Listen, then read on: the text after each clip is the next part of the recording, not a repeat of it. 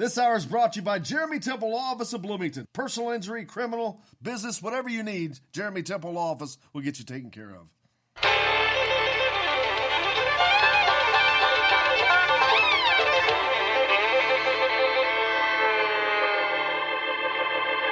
Well, we're coming to your city. Gonna play our guitars and sing you a country song. We'll all be flying higher than a jetliner. And if you want a little bang in your yin-yang, come along. Well, come on along and welcome aboard to Indiana Sports Beat with Coy O'Leary here on this Thursday, January 16th. Thanks a lot for joining us. We can't thank you enough. We appreciate you. As always, on the program today, we'll hear from Archie Miller as the Hoosiers go on the road and lose in the Big Ten last night to Rutgers 59-50. We'll talk about that game, what needs to happen now, where's the offense, what's going on with them. How about OBJ handing out cash to LSU players after the championship game? That's crazy. Kentucky loses last night, always worth a mention. The women back at it tonight for Indiana as they'll take on Northwestern. Penn State was in action last night in the Big Ten. One of the last remaining undefeated teams in the NCAA basketball goes down as well. Pacers are in action. We got so much to get to. Todd Leary, thanks a lot. How are you doing today, my friend? I'm great. Coming off a loss. It's not easy to get up in the mornings, but I'm doing good. Recuperating from a bad night in which Indiana goes on the road, and so losing this game is not at all a shocker to me. I mean, I knew that Rutgers had won six. Well, before losing, they had won six straight. They were on a nice roll. They're one of the teams that is looked at as being one of the better teams in the Big Ten this year. And then, of course, we know how difficult being on the road has been this year for teams. And again, we see last night Indiana only scoring 50 points, Todd, but that's not an anomaly. We've seen Michigan State go on the road and score 42. We've seen Purdue go on the road and score 30. It's just, boy, the road woes in the Big Ten are crazy. Yeah, it is. It's. I know it seems like we should be okay with it and understand it and realize how difficult it is to win. But I mean, that was a winnable game. You know, that was a game that I think Indiana's defense is good enough to go on the road and still put them in a position to win. And I think last night was a good example of that. I think that they just didn't play well offensively. Is the bottom line. I mean, I know we're going to talk about that. We're going to hear Archie talk about it, but and their defense gave them a chance to win last night, even though they didn't play great on either end of the floor. It was a winnable game. Yeah, when you hold a team in the Big Ten to 59 points, you're giving yourself a shot to win no matter what and no matter where you are. And they did that last night. Yeah, it wasn't even going to be that close even. I mean, they weren't going to have that many points. I mean, 59 is because of free throws at the end. And, heck, if that was a close game and you weren't fouling at the end, I mean, that was going to be a 54-point night for Rutgers. And, we mentioned it yesterday talking about going into the game that Rutgers is not a great offensive team, and they didn't do anything outstanding. Give some of that credit to Indiana's defense, but we just never really put them in a bad position. Indiana just never put them on the ropes. Feel free to hit us up on the text line, 812-269-6367. That's 812-269-6367. Tim did so. It says 300 teams are shooting better than IU from the three-point line. Well, I'd hate to be one of those few that's not, because Well, Indiana's one of them. That's just, wow. That's a long way, man.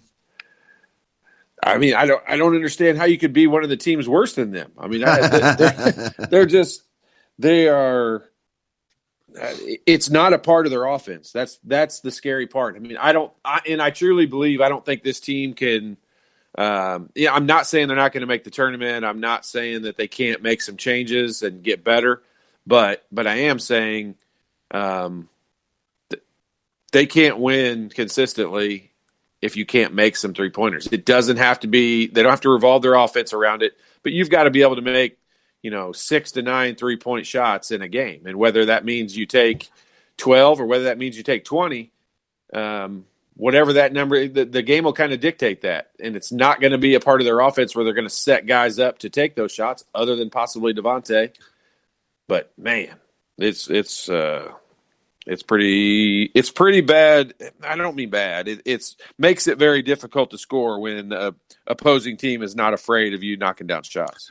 Well, here's the thing. These shots are pretty wide open. They're not having to force these shots. They're not having to work to get open for these shots. Nope. These are open 3-point attempts and it's not just one person, that just are not going down. But it's not just that. And what's exacerbating that issue right now is the fact that Indiana cannot hit a mid-range jumper. They can't hit a shot from 15 feet, from 10 feet. Nothing is going through the hoop right now, and that's making the 3-point shooting look even worse. Yeah, I mean, I would love to agree with you and say that they are not making 15-footers, but we wouldn't know because they don't take any. I mean, everything is a 3-pointer or is right around the rim inside the lane. And maybe they've got to go old school and go back to back to shooting 15 to 17-foot jump shots. I know it used to be, a 19-foot jump shot was the worst shot in basketball because it was just barely inside the line.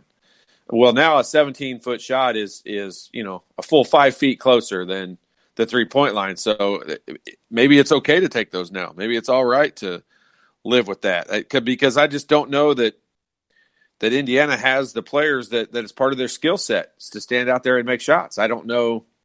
Other than Devontae, I don't know who I can tell you I think is a good 3-point shooter. It would seem to me that would make this team so much better if they made that a focal point of their offense, because these are Division I athletes. These guys are all great athletes. They're good. They're all good basketball players. I know they can all hit a 17-foot jump shot if they put their mind to that and work on that and incorporate that into their offense. I think they would be a lot more successful instead of trying to make this a one end of the spectrum or the other kind of thing. Yeah, the what the 3-point line really does and where it is beneficial and why you do need it to be a part of it is because it spreads the floor. It gets everybody. That's why I kind of like the 3-point line even being moved back to where it is now, because it spreads the floor out a lot more and it's going to create a lot more opportunities for guys to drive. And that's where Indiana's got to use it to their benefit. The problem is, you could watch it last night. Rutgers didn't even go out. It wasn't they were late in contesting shots by Demezy Anderson or even Jerome Hunter. The shots for Al Durham were contested. The shots for Finney and Devontae were contested. But otherwise, they left Indiana open. And they let them, they were letting them stand out there and shoot. And, there was even a time, we talked about it last night, Justin Smith had a wide open 3-pointer. There wasn't anyone running out at him to take a shot. And he shot faked and drove in, and he made a turnover off of it because I think he was so surprised nobody was even coming out to guard him. And they don't need to be surprised because people are not going to come out there and guard him until they prove consistently. I'm telling you right now, if I were scouting playing against Indiana, other than Devontae Green, I would say you make that guy hit 2 3-pointers before we're going to go out and guard him. Because I think Indiana would get a whole bunch of shots up before they got to certain guys hitting 2 3-pointers. And I wouldn't change my defense until I got to that point. And what that allows them to do is just clog that inside up. And we know, like, Joey Brunk played pretty darn good last night. Justin Smith played pretty darn good last night. And that's better than where we were. What game did we play on the road last week? Who was it? Who was our Big Maryland. We couldn't even identify a player that played well in that game. Well, last night, Joey Brunk and Justin Smith, I thought, played pretty good. Defensively, I thought there were some good things that happened last night. They gave them – that was a winnable game. They gave themselves a chance to win, and they just were not able to convert. When they came back and fought back from being down 12-0 to start the game, and even took the lead at 22-21, I think even Rutgers was surprised that Indiana didn't kind of take control of the game at that point, but they didn't. No, and when your main offensive threat, which is Trace Jackson Davis for Indiana, wasn't playing at the end of the game, he only played 19 minutes total, 4 points. It was not. That's not a good combination when that's your guy. Yep. No, you're right. When your inside guy, they relied on him a bunch, and I think now they're realizing how much they were relying on him. But I mean, just look at Trace Jackson. If Trace Jackson Davis just gets his average, he didn't even have to do anything great. If he just gets close to his average, that's a completely different game yesterday. And I know you could sit there and play those games all day long where, they had guys that didn't get to their average and all that. But Trace Jackson Davis is the focal point for Indiana. Like, they want the ball going through him. It's not been that way in the last couple of games. I mean, he has looked like a freshman. And I hate to say that. I'm not trying to these guys are not listening to our show this morning. So, I mean, I'm not ruining his confidence, but man, he's playing like a true freshman right now, and he's getting manhandled and bodied all over the floor. And, he's proven right now. I've really been a little bit PO'd at the fact that they keep making Kofi Coburn the freshman of the week almost every week in the Big Ten. And now I know why, because he plays like a man out there. And I think Trace Jackson Davis is playing like a freshman. Tebow texted in, Rutgers defense was the best of most teams IU has played. I can't believe they didn't foul IU more than 6 times. Indiana had 34 points in the paint, shot several 3-point shots, didn't even hit the rim. And if it did, it was a brick. Yeah, not a great night. Yeah, I mean, the points in the paint it's a skewed number because they couldn't score outside the paint. I mean, up until Al Durham hit a 3-pointer at the end of with 5 minutes to go in the game, Indiana had not scored a single basket outside the lane.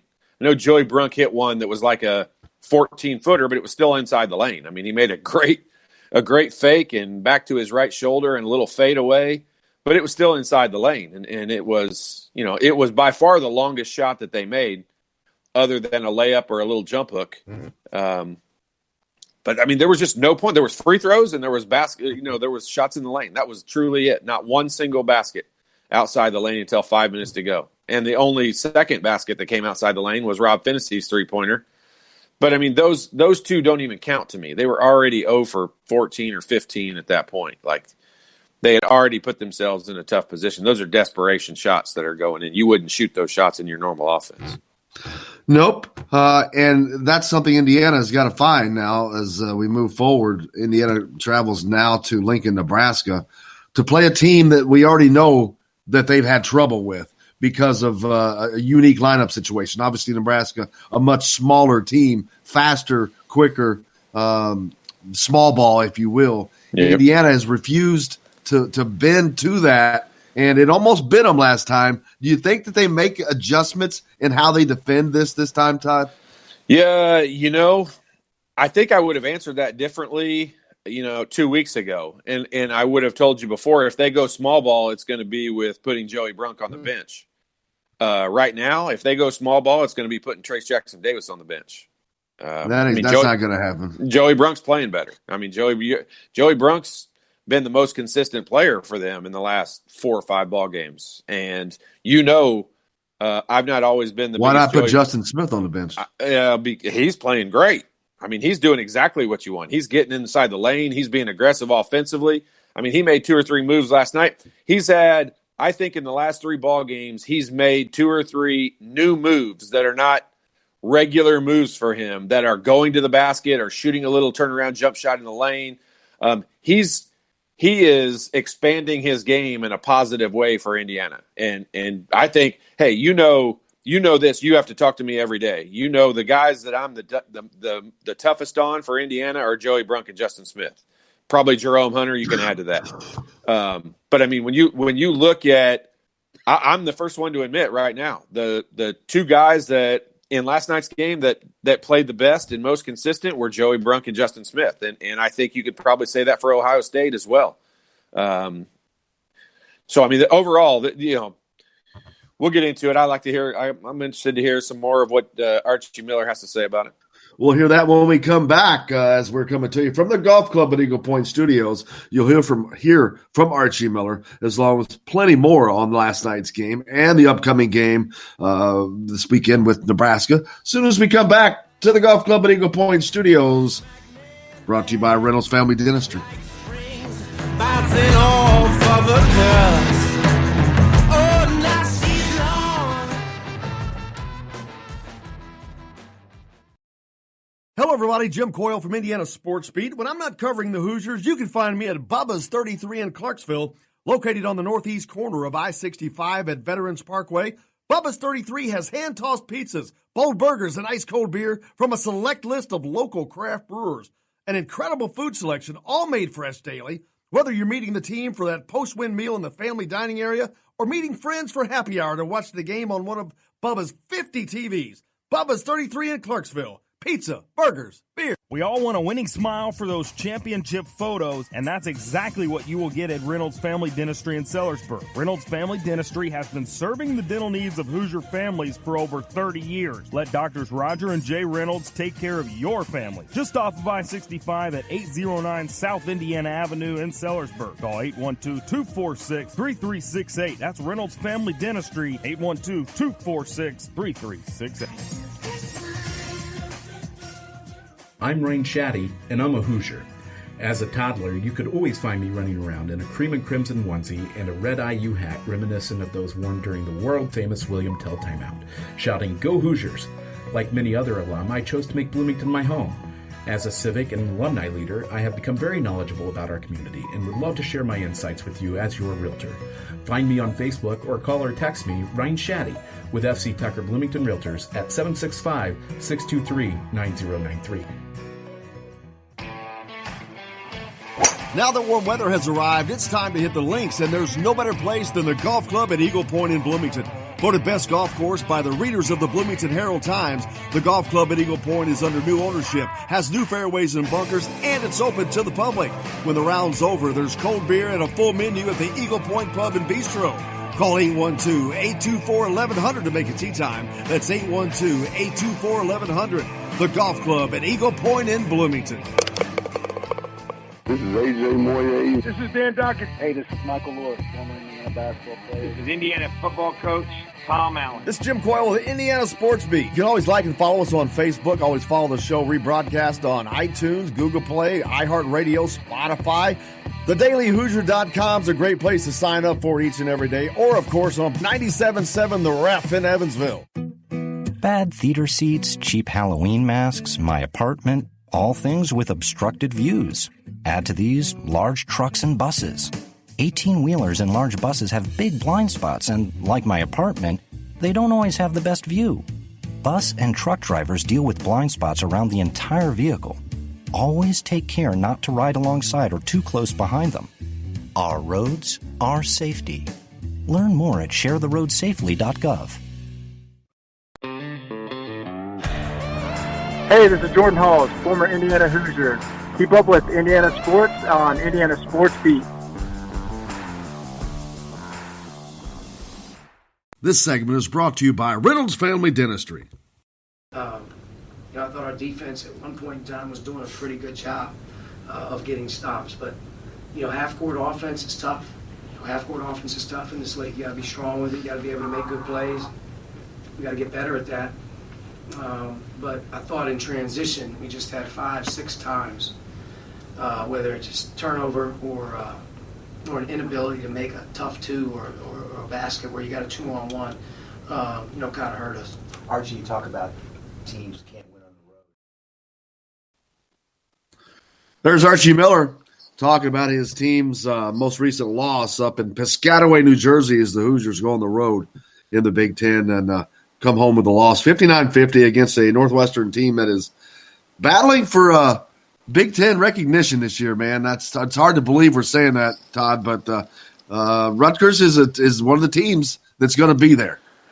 Yeah, I mean they're good at home. Like I'll be honest, I wasn't overly impressed with them. The way they score the basketball when they go on the road.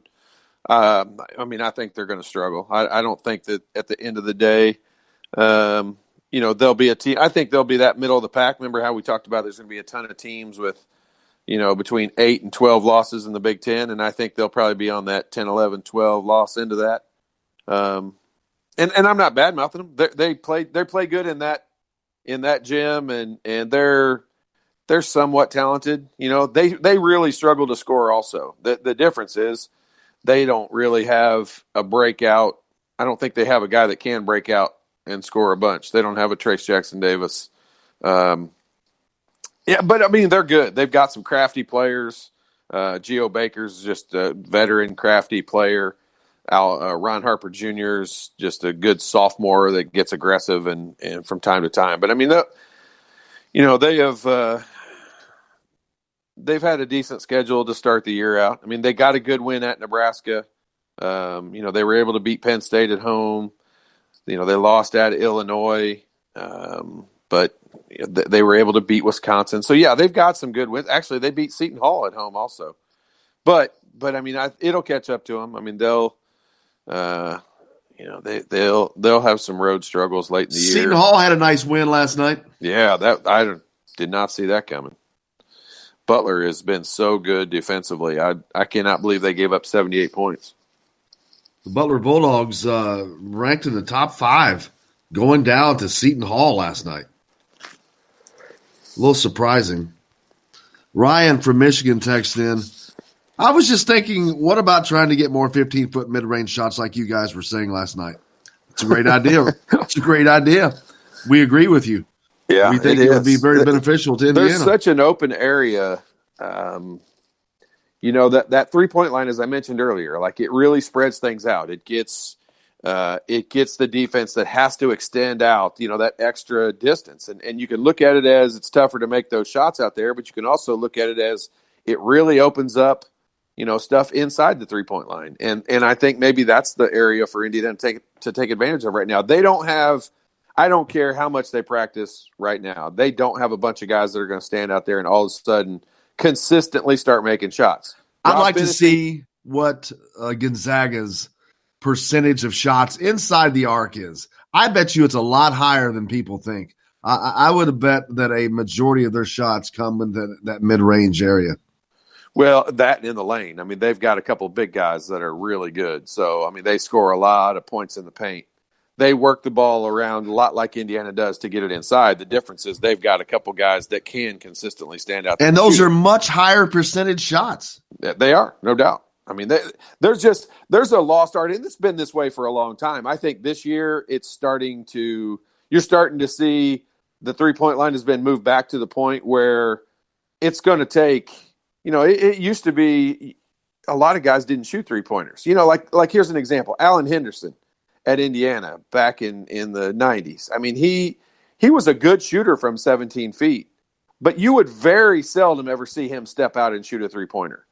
And it's because he knew his game. He knew his lane, and that's where he stay in your lane. That's where he bro. Stayed. And right now it's like everybody who can make a 17-foot jump shot all of a sudden feels like they can be a 3-point shooter now, and that's a big difference in that line being back there at 22 feet. Yeah, as we've seen the percentages drop drastically in shooting across the NCAA with the lengthening of the 3-point line and that shooting percentage going down. We talked about this last night, that now the average is around 33%, where the standard used to be around 40%. That's a pretty significant drop. And I don't think that is I don't think that's a bad thing for the game. I think guys will get used to it after a little bit more time, but also, I think it'll bring in it'll bring in a little bit more fundamentals into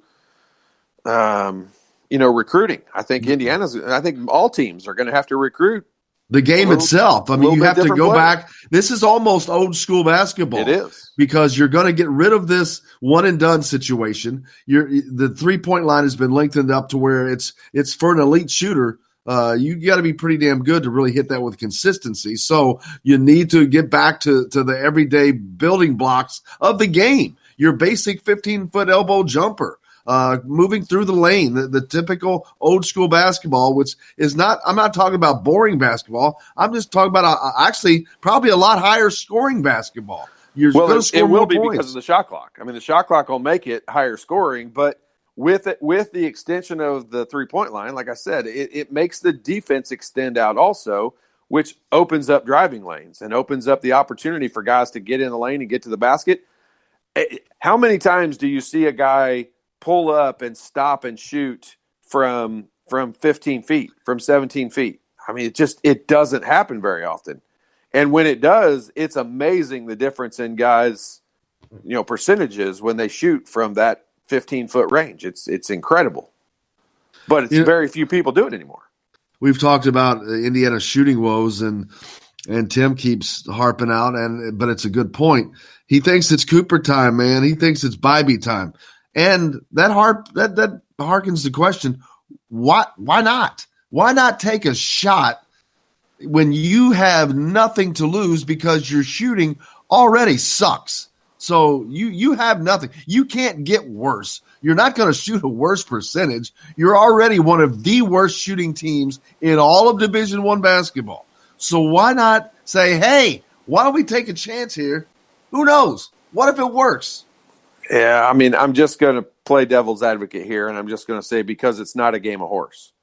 There's other aspects of the game. There's other speed of the game, and then there's a whole other end of the floor down there on the other end. And hey, I'm with you. I would like to see him. If they're going to play 11 guys, if you're going to put Demezy Anderson in to score, to shoot 4 3-pointers in 4 minutes, I am telling you, I don't see that Cooper Bybee could have hurt you last night in letting him play those same 4 minutes.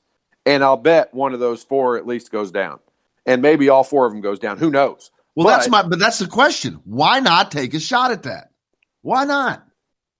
Yeah, I mean, I understand what you're saying, but it's not as simple as raising the 3-point percentage. It's not as simple as just shooting. There's other aspects that go into it. But I'm also not disagreeing with you. If you're going to try, hey, here's where I sort of backed off of this, is when they started not playing Demezy, I backed off of it because Demezy hasn't done anything to deserve to be on the floor. They would have a tough time convincing me otherwise. And so the only reason he's being put on the floor is because he's a scholarship player. Because he doesn't do anything. He's not good defensively. He occasionally gets a rebound here or there it's a good rebound that maybe Cooper Bybee wouldn't get. But position defense is pretty much all he plays. And he's not a defensive stopper. He's not doing anything for you on the defensive end that I don't think Cooper Bybee couldn't do. Yes. But I mean, also I understand there are other aspects of the game. I don't know enough about Cooper's game. I know he's a good shooter. I know he would be one of the better shooters on the floor, but I don't know enough about his game to be able to say that he wouldn't be a severe liability on defensive end. But I mean, you can only be so much of a liability from what we've seen. Hey, when Indiana's turning the ball over at a high rate, when the guards are turning the ball over, when the guards are not playing well, it's got it's going to continue to get louder and louder as to why not look farther down the bench. Why not give one of these other guys a try? You never know. You never know. I mean, that's how, you remember years ago, that's how Eric Sewer and Daniel Moore, and those guys Daniel Moore earned a ton of playing time. Heck, I think he started a bunch of games just because, and he couldn't shoot a lick, but they put him in the game because he played hard. He got the ball where it needed to go. Defensively, he was just aggressive, but he was short. I mean, I'm with you. I would be trying it as well, but I also am not just going to say they can't shoot any worse. That part of it is true, but it's not a game of horse. This may be making this a little oversimplistic. Last night, Indiana with only 2 shots outside of the paint, and both of those came in the last 5 minutes. The last 5 minutes of the game. Is it not upon the staff to recognize this is going on instead of the last couple minutes of the game and make adjustments and changes? Like what changes you mean? Like what changes are you talking about? Like taking a timeout, telling the team, all right, what are you guys doing? Why are you doing it? Here's what we need to be doing, and this is what you're going to do starting now. Yeah, I mean, I think you are oversimplifying it in that, at some point the players, you kind of react to what's going on the floor, and you take what's coming to you or what's given to you or what's the easiest opportunity. And the players at some point have to recognize, hey, we're not making shots from the outside. Let's drive and get fouled. Let's get to the free throw line. Let's pull up and shoot 15. I mean, it's not rocket science. I mean, let's pull up and shoot 15-foot jumpers. We're better at that.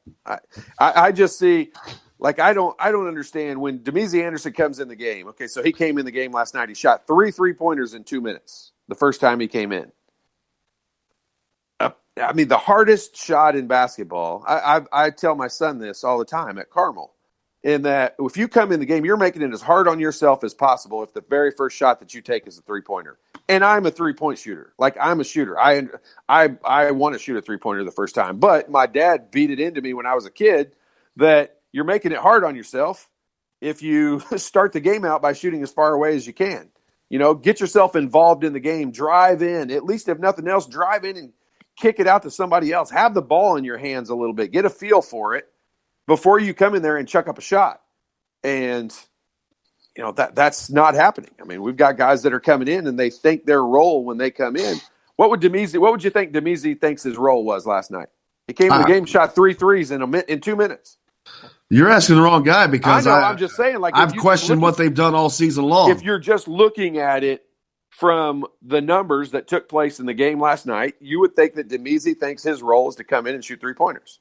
Demezie has never been a good 3-point shooter. He wasn't in college. He wasn't in high school. But he has to have been told it's okay for him to do that. Because he was told, if he hadn't been, he was told last night. Again, it's okay that you do that because you just did it again. And you're one of the worst 3-point shooters in the history of this school.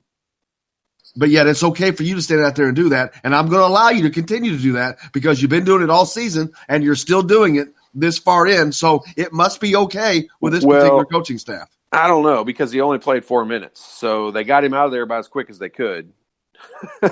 I mean, it isn't like they left him in and he played tons of minutes. I mean, he jacked up 3 shots before the next dead ball. Here's what I don't get. Back in the day when you're a kid and you're just playing and if you're playing in pickup at a high school, it doesn't matter. Whatever game I was in, I know what my game is. I know where I succeed. And now I'm not saying I'm not going to step outside of that here and there, but for the most part, I'm going to try to stick with what my game is, sure, with what I can do, what I know is going to have the best chance to succeed. And if I'm great at driving and pulling up and popping for 15, I'm going to wear your ass out with that all day long, or I'm going to try to, I would think. But I don't see guys working things to the zenith end of what they do best. It's like they just keep trying to same-o everything and not focusing on something that really is a higher percentage. But don't you think you would say Justin Smith's done that the last couple games? I think Justin Smith absolutely. Dramatic No, I absolutely agree. Yes.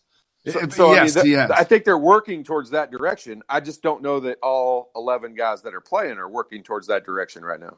Probably better said than what I just said, because I agree with you on Justin Smith. Finally, after 3 years. Yeah, agreed. After 3 freaking years, he's finally did that. And it was 2 really good games in a row. And it was markedly noticeable the other night when he pump fakes a 3-point shot. I'm like, whoo, what the hell just happened? What just happened? And so that's why you haven't heard me get on him about missing shots. Me either. I mean, it sucks that they've missed that many shots, but I haven't said a word because that's what he should be doing. Now, I think that if he would really get within himself and understand that I'm a 6'8", 48-inch vertical leap jumping badass, I should be killing people. He could. If he got that in his mind, I think he would kill people. But We got plenty more to talk about, man. It's getting fun and getting rolling here on Indiana Sports Beat with Coyle Leary. Of course, we're coming to you from the Golf Club at Eagle Point Studios. We're back with plenty more. Next session brought to you by Bubba's 33 in Clarksville. We're back with more right after this.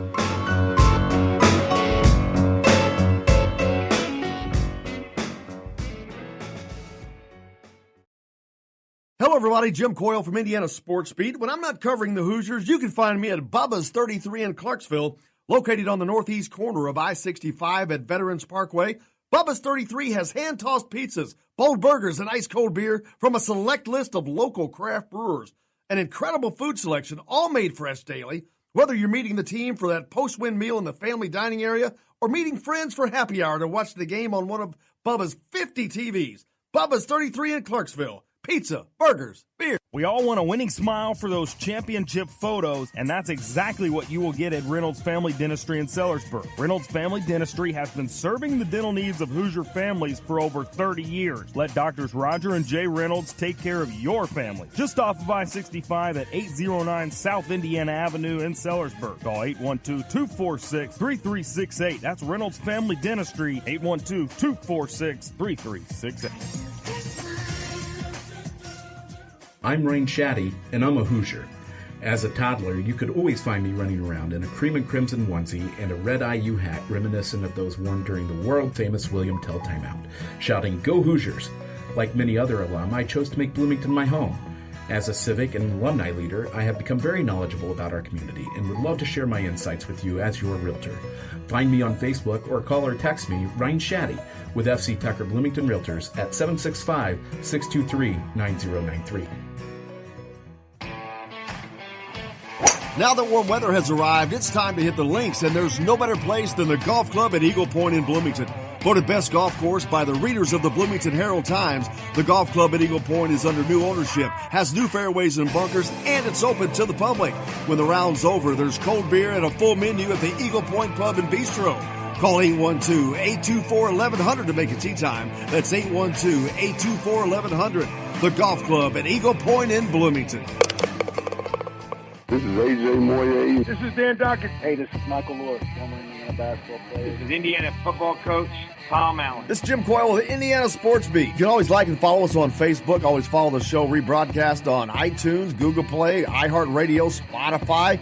TheDailyHoosier.com is a great place to sign up for each and every day. Or, of course, on 97.7 The Ref in Evansville. Bad theater seats, cheap Halloween masks, my apartment, all things with obstructed views. Add to these large trucks and buses. 18-wheelers and large buses have big blind spots, and like my apartment, they don't always have the best view. Bus and truck drivers deal with blind spots around the entire vehicle. Always take care not to ride alongside or too close behind them. Our roads, our safety.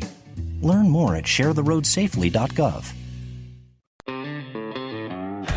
This is former Indiana basketball player Brian Evans, and you're listening to Indiana Sports Beat with Jim Coyle.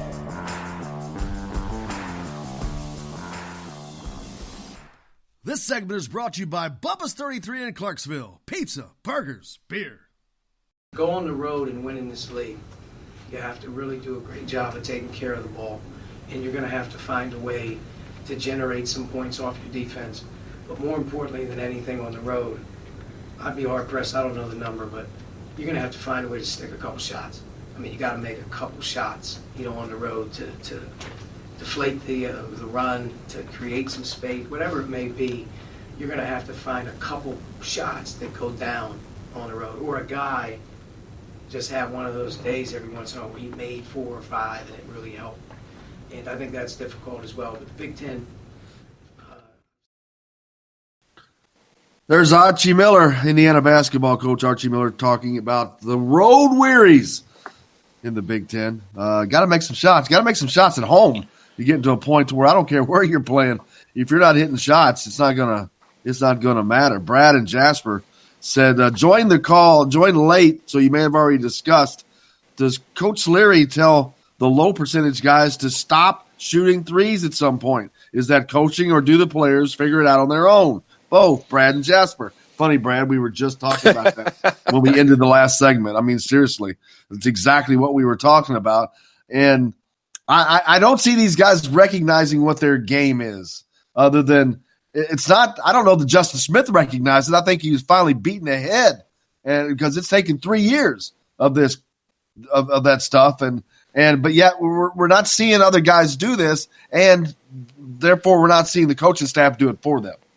Yeah, but I mean, I think you would have to say if we're saying guys are taking shots that we don't think they should be, then when Justin Smith does make the adjustment, I think we've got to give the coaching staff the credit for that as well. And I don't know whether they did or didn't talk to him. There's been, you said, a markedly different approach from Justin Smith in the last few ball games, and I completely agree. In 3 years he hadn't made that adjustment, so I'm going to assume someone brought that to his attention in a very loud manner. I'm going to guess these other guys have heard the same thing.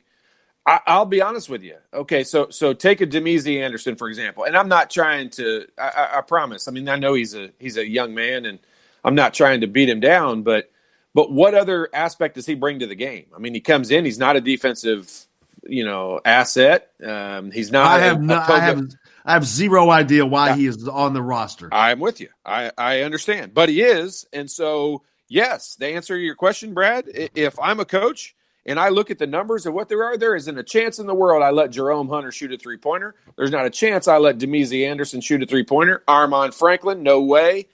Armand Franklin had a game he went 4 for 5. You take that game out and he's shooting under 10% for the year.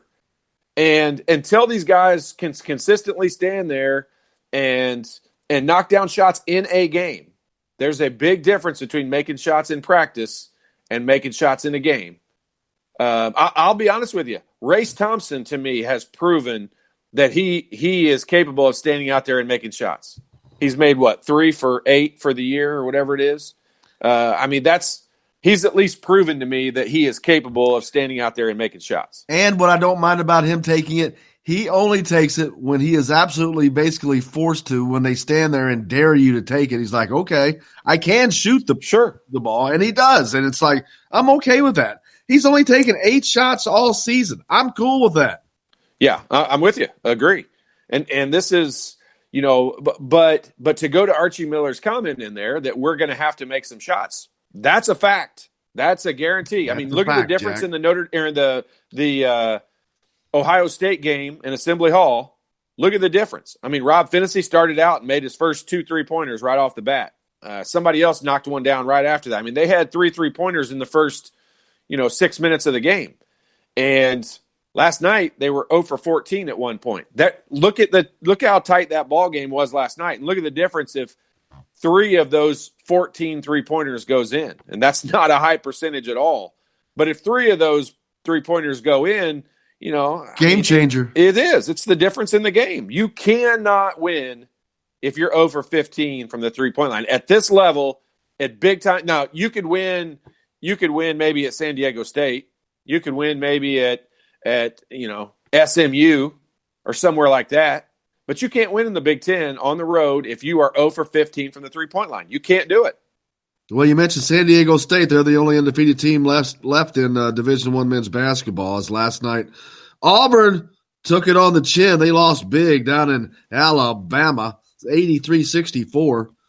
Kyrie Lewis, man, game high 25 points. That was Alabama's first AP top 5 win since 2017. AP top 25 win? Yep. Wow. Top five. Top 5. Okay, yeah, I was going to say that top 25, that'd be crazy. But, that Auburn's a team that they're so guard-oriented and guard-heavy.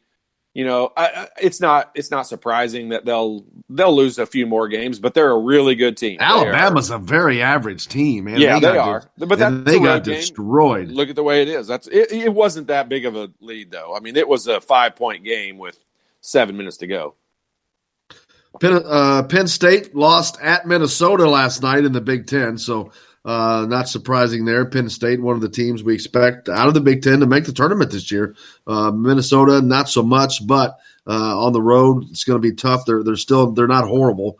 So I think Minnesota's going to be one of those places. It's just a dangerous place for any team to go to. You probably should win the game, but don't expect to win the game because it's on the road. Yeah, and Penn State led that game, most of that game last night. They were that's one they kind of let get away. I mean, they had a decent lead in that game, and I really thought they were going to steal one from the Big Ten, but they didn't. Minnesota's that Cracker Box up there. It's so cold up there in that gym. It's just hard to play. Cracker Box of a zoo you call a gym. UK loses to South Carolina 81-78. That's always fun to say. It is, isn't it? Indiana women's basketball back in action against Northwestern tonight. That game tips at 7 o'clock at the Simon Scott Assembly Hall. Go out and check out the Indiana women. 14 wins on this season already. 14-3. Northwestern, they're 14-2. This could be a hell of a game. I mean, to get this far in the season with only 2 losses, you can't have played no one. Agree. So this may be a heck of a game here as Indiana getting into the heart of a Big Ten play now. But I think the women's basketball program, they may be looking at a Big Ten title, man. That's going to be an important game right there tonight, of course, being at home. Always important to win at home. And they played so well at home. I mean, I know they had the one slip up against UCLA, who's a really good team also, but man, they have been tough to beat in Assembly Hall. Shoot, they've just been tough to beat, period. They've only lost to Baylor and UCLA that you just mentioned, and Iowa, of course, the other night on the road. But, man, that one still sticks with me. Didn't I see South Carolina just became the number 1 team in the nation? I wouldn't be surprised. That's a team Indiana beat. That Indiana did beat the team if they are number 1 now. Wow, that's amazing. I'm pretty sure they're number 1. Not surprising. There's been, just like the men's side, the women's side has seen an unbelievable amount of turmoil this year at the number 1 spot. You've had Connecticut, you've had UConn, that is UConn. You've had Notre Dame, you've had Baylor, South Carolina, Louisville. I don't think they ever made number 1, but they were up there. But just a plethora of teams rotating up at the top, just like on the men's side. Not quite as big. But that's something we haven't seen a lot of in women's basketball was parity. You'd see teams that just dominated. UConn or Tennessee, those teams were just dominate. Baylor, it was easy to just dominate women's basketball, and that's getting less and less as well now. Yeah, easy might be a stretch to say, but there was a few teams that for sure, set themselves apart, and Notre Dame was a big part of that as well. This has just been, it's kind of leveling out a little bit. I mean, I think you're seeing a lot more teams, get up there into that mix. It's just, chalk generally wins in women's basketball. And I don't mean that to sound derogatory at all. It seems true. Like the better, when a team is better, they're significantly better.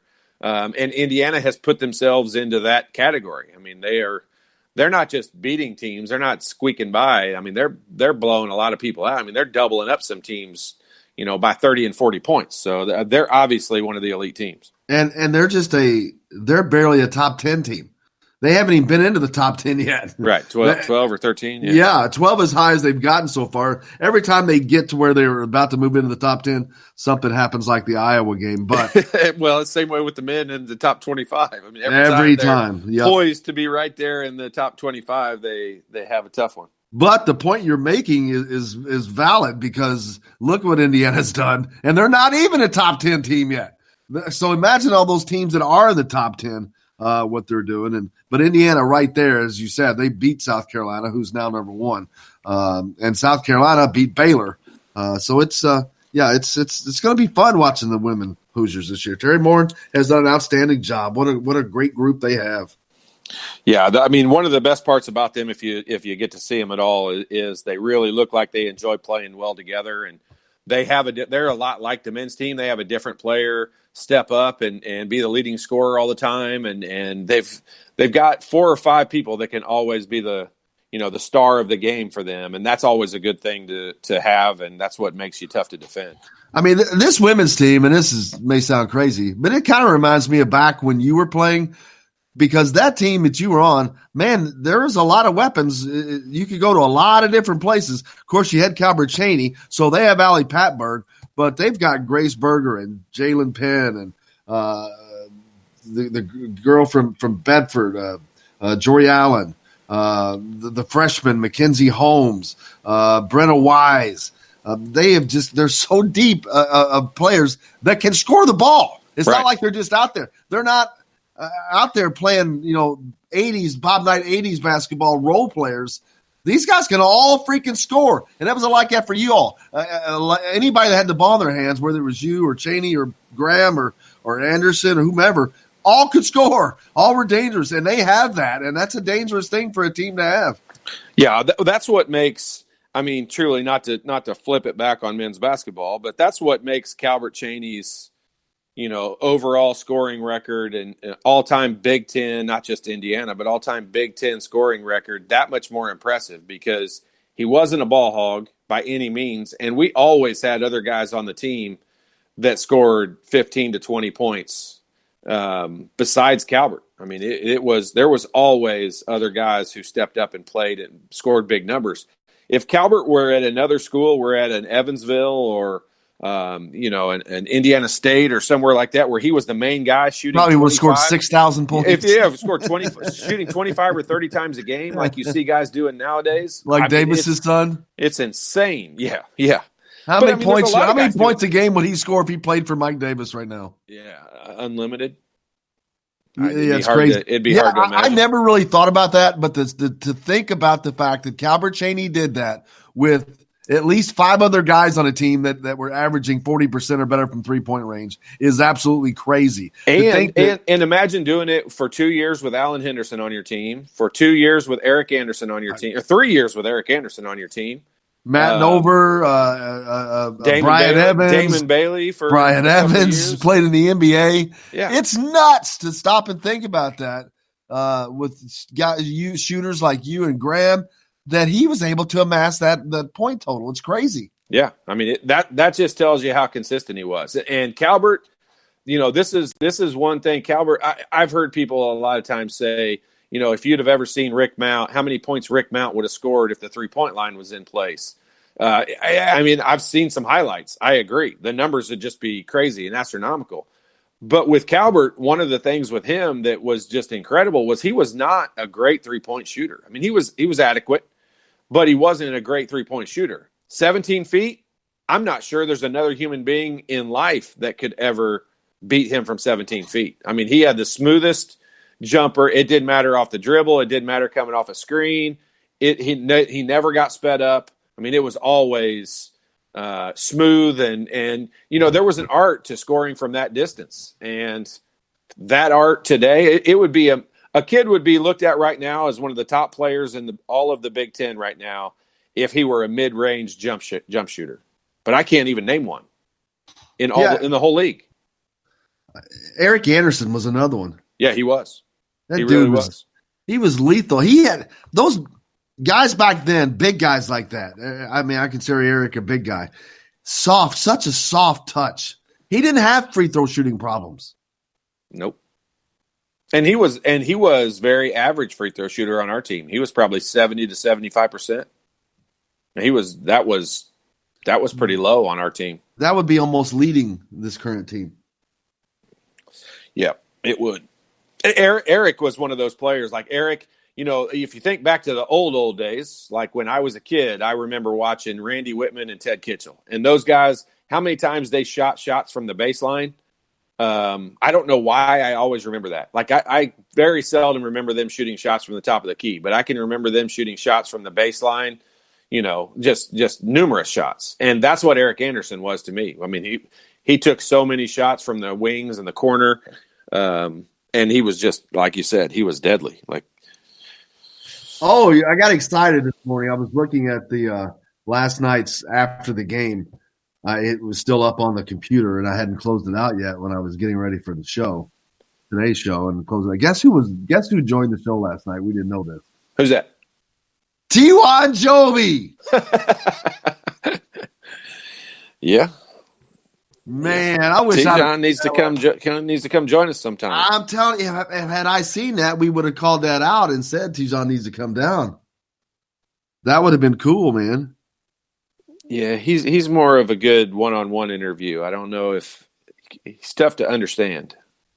Yeah, but you really got to focus. You really got to focus. That's okay. It would have been fun. We would have enjoyed it. Agreed. We'd have figured out a way to enjoy it. Agreed. And speaking of after the game with Todd Leary, of course, comes back Saturday as Indiana travels to Lincoln, Nebraska to take on the Cornhuskers and Fred Hoiberg.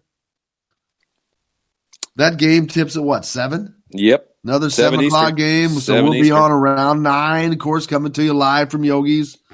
Tim's trying to get us to go to Bubba's 33. We do need to do that. I would love to do that. We need to schedule that out. Just not on a 7 o'clock game. Yeah, not on a... Needs to be a weekend noon game. Agree. That would be the best. That would be the best for that. But, Pacers keep winning. They're 26-15 on the season. They beat the Timberwolves last night, 104-99. Getting close to Victor Oladipo's return. What's that, like the 29th or something? 29? Yeah, I think he announced the 29th return. I think I saw Zion Williamson coming back on the 22nd of this month. Nobody cares about that. I do. He's fun to watch. I mean, I hate the NBA, and that dude's fun to watch. Nobody cares about him. I do. I'm kidding. I'm just kidding. Hey, man, it's been a great quick hour to the show. Heard a lot from Archie. Talked a lot about Indiana basketball. We've got Indiana women's basketball as well. We've got plenty more to get to in the next hour. Dustin Schutte from Saturday Tradition to join us. We'll talk a little football as we're slowly but surely winding down on the football season as we're about to put that away. But we got plenty more coming to you from the Golf Club at Eagle Point Studios as Indiana Sports Beat with Coyle O'Leary is back with more right after this.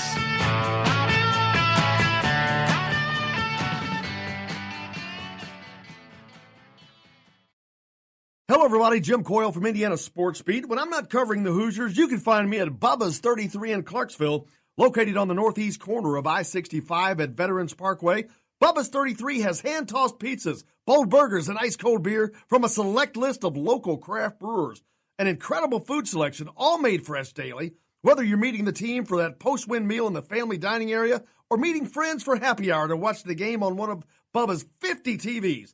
Bubba's 33 in Clarksville. Pizza, burgers, beer. We all want a winning smile for those championship photos, and that's exactly what you will get at Reynolds Family Dentistry in Sellersburg. Reynolds Family Dentistry has been serving the dental needs of Hoosier families for over 30 years. Let Doctors Roger and Jay Reynolds take care of your family. Just off of I-65 at 809 South Indiana Avenue in Sellersburg. Call 812-246-3368. That's Reynolds Family Dentistry, 812-246-3368.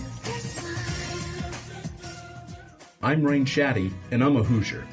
As a toddler, you could always find me running around in a cream and crimson onesie and a red IU hat reminiscent of those worn during the world-famous William Tell timeout, shouting, "Go Hoosiers!"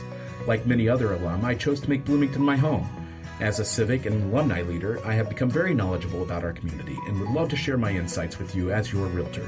Find me on Facebook or call or text me, Ryan Shaddy, with FC Tucker Bloomington Realtors at 765-623-9093. Now that warm weather has arrived, it's time to hit the links, and there's no better place than the Golf Club at Eagle Point in Bloomington. Voted best golf course by the readers of the Bloomington Herald-Times, the Golf Club at Eagle Point is under new ownership, has new fairways and bunkers, and it's open to the public.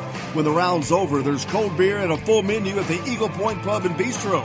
Call 812-824-1100 to make a tee time. That's 812-824-1100. The Golf Club at Eagle Point in Bloomington.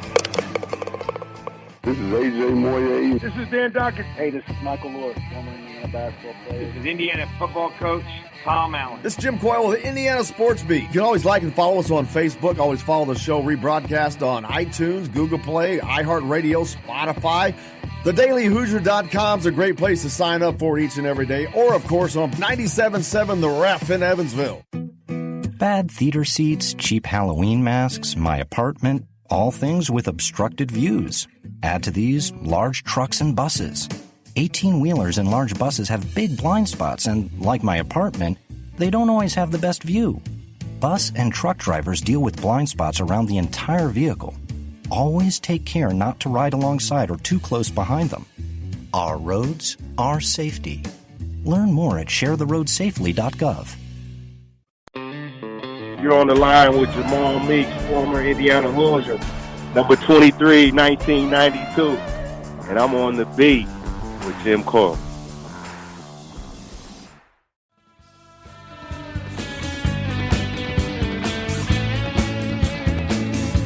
Welcome back to Indiana Sports Beat with Coyle and Leary here on this Thursday, January 16th, coming to you from the Golf Club at Eagle Point Studios. Hope your week has been a good one, and hopefully we've added to that. Todd Leary's revved up, ready to go. Hour 2. I was just watching the video of the cash being handed out. You brought that up earlier. What is going on? Dude, just handing out cash on the sideline, man. Is that real? That is real. That is as real as he gets. That shows you when you got more money than you have sense. Did you see the statement from LSU saying it was novelty? Yeah. Like it was fake money? Yeah. Well, that's a fake statement is what that is. That's a novelty statement. Wow. That is crazy. That's right. Oh, good, Jake. Could they hear that, Jake? Why is your mic not audible over? Okay, that has to be changed. Yeah, we like to hear. Occasionally, you say something that's not dumb, and we like to hear it. And yes, and it's funny, and that one was one of those, and that you've got to get that changed. What did he say? He said that only Will Wade can hand out money in Louisiana. Will Wade's LSU's coach. I get it. Yeah, boy. No problems with the basketball coach handing out cold hard cash, baby. Yeah. How about, we talked about Mike Davis's son, Antoine, playing for him up there at Detroit Mercy. Brad Calipari plays for that team, too. What's their record? Oh, God. I don't know. They're like 3 and 13 or 2 and 13. I'm sorry, you confused me with someone who gives a crap about you brought it up. No, I know. I'm just saying I didn't give a crap enough to look up the record. You confused us with people who gave a crap about Brad Calipari. I just think it's ironic that that's the situation. Yeah. Just kind of funny.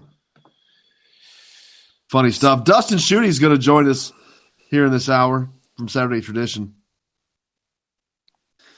I wonder if that cash deal, that's a bad deal. That's a bad look. In this day and age, with everything that's going on, you've got to be a complete moron.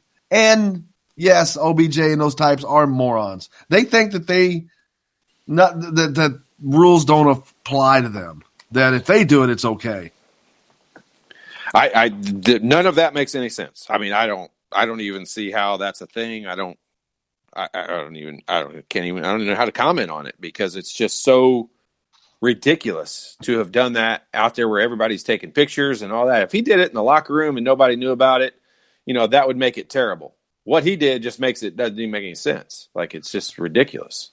I mean, he's an alumni. Once you graduate and you're gone, like I can remember them. Well, also though, if he's just doing it to seniors, I mean, you're probably not breaking a rule. It just looks really, really, really bad. Yeah, and I get it, what you're saying with that, because their eligibility technically is over, but there's something to do with them still being enrolled in school. Well, they're still at a game. They're actually at a game. Yeah, I know. It's crazy. I mean, they haven't even left the playing field yet. I cannot possibly come up with what was going through his mind that made him think that was a good idea. That's kind of like the quarterback for Kentucky punching a guy in their bowl game, but because it was outside of the hour leading up to the game, nothing could be done about it. Yep. Craziness. Ryan from Michigan wants to know, does the team fly back after the game, or how does that work? I know they must have morning classes. They sure do. No matter what time it is, they fly back after the game. Yes, they do. Always. So a lot of times you got to think about that. A lot of times you're not getting back till 3 o'clock in the morning, sometimes 4 o'clock in the morning. And we always had to have 8 o'clock classes because we had to be done by the latest class you could have during the day is 1 o'clock because of practice. So practice? You talk about practice. Practice. There you go. Look at you. Back in the day, yeah, that has to be just coming back from a long Gotta get up early. It's awful. It's an awful when you have a loss like that. I'm telling you, this is where you just know how mentally, how much mental aspect there is in this. Because after a win, it's so much easier to get up for an 8:00 class than it is after a loss. It's incredible. Like and really, it's time wise, it's no different. It's just a matter of where your mindset is. But I think about that a lot, and I try to relay to people to get them to think about it and understand. So those guys played yesterday. Yes, I've been downright probably brutal on Demezy Anderson today because he just is not playing very well. I mean, it's just the bottom line. But yeah, I do still think about today, how difficult it is for them. They got home late. They still have to go to class today. They still have to come in and even though he only played a few minutes last night, like it's just mentally draining and it wears you out. You had to prepare for the game the same way everybody does. Like there's a lot that goes into it that people don't think about. It's not all game days. And, there's a lot of difficulty to it. Now, you also get a lot of great stuff. You get great food. You get your education paid for and all your books and your housing and everything. So I am not making it out like these guys are mistreated in any means. But people don't generally think about the off days and the other things of what's going on because it's not all roses. It's not all roses, baby. And there's a lot of season to go yet. This is important for Indiana to know that they have to just continue to grow as a team. They have to continue to get better because they have a lot more road games left. They have a lot more games left, period. There's going to be more losses. There may be losses that are worse. I don't know. Yeah. There may be losses that are more disheartening because they were close and you gave up the opportunity to win games. Yeah, I mean, think about the scheduling. Think about the schedule of what these guys will go through. So you'll want to be like, okay, well, if they're not making shots, why don't they just practice more and why don't they just shoot more shots? And so you figure they got in last night at let's say 3:00 in the morning. You don't just get home and fall asleep right away. So let's say you don't fall asleep till 4:00 or 5:00 in the morning. You still got to get up for early classes. You got to go in for treatment, whatever it is you've got that hurts. You've got to go in and try to get it fixed.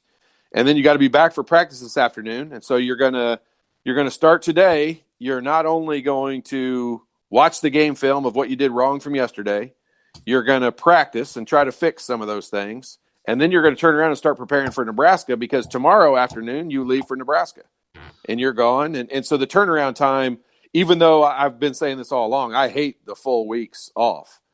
The quick turnaround of a Wednesday, Saturday is, there's not a lot of time to fix things. And that's where the coaching staff, everybody can act like, well, it's on the coaches. Why don't they just have these guys shoot more? Well, I mean, when? Think about it. When are they going to have time to practice a significant amount of shots between a Wednesday night game and a Saturday night game? But here's my issue is this has been going on for a long time. Agree. And running out and practicing a couple days before the game ain't going to fix their shot issues. They got guys that just are not good shooters. Agree. Totally agree with all those statements. How do you fix that? You have to change the offense to me to do what we've seen them try to do late. It looks like they're trying to do it unbelievably, just not very successful at hitting easier shots. Which you still, so their focus, I don't think there's any doubt. The focus for this Indiana team is to play through the inside. It's to get the ball into Joey Brunk and Trace Jackson Davis and Justin Smith and those guys. Justin Smith has made great adjustments in driving the ball to the basket very aggressively and scoring. He has been the guy I think that's had the most improvement in the last couple of weeks. But we've seen the ball go through the post. I think they're doing that at a decent rate. And yes, they can still continue to do that more. But, Jim, you cannot win a road basketball game, probably not even a home basketball game, if you're 0 for 15 at any point in time from the three-point line. You ain't lying. You can't win. Nope. You cannot win. You've only made 10 free throws total in the game. I don't care how many you shot. If you only make 10, if you made all 10, you were 10 for 10. You didn't miss any. You cannot win if you're 0 for 15 from the 3-point line. The funny thing is this team could be very dangerous if they get to the point to where they are running this offense that we've seen them try to run, and they start hitting these shots. They become a very, very dangerous team then, because now you're taking easier shots, and if you're hitting easier shots, and now you're becoming more confident, and that confidence will carry over to the defensive end as well. It has, and I think defensively is where they have improved quite a bit. I mean, last night defensively they were not bad. I mean, if you're not fouling at the end of that game, you're holding Rutgers to under 55 points, and I think right now you would say we will take every road game that we play all year long. If we can hold the home team to 55 points, we'll take it, and we just got to try to score more than 55 points. I think you would take that all day long. So defensively, they're playing pretty well. I mean, they played pretty well against Ohio State defensively, especially Joey Brunk. They played pretty well last night defensively. They gave up some easy ones, but they gave up a lot of easy baskets on bad turnovers. I mean, a lot of that's not your defense. That's just you're in, bend over and kiss your butt goodbye mode at that point. Yeah, very few teams are beating teams or dominating this game because they're killing it from the 3-point line. Very, very few teams in college basketball are doing that anymore. The teams that are being successful and succeeding are doing the little things that we're talking about. They're simply playing better defense, they're hitting shots better, and they're scoring the ball. And it's just simple.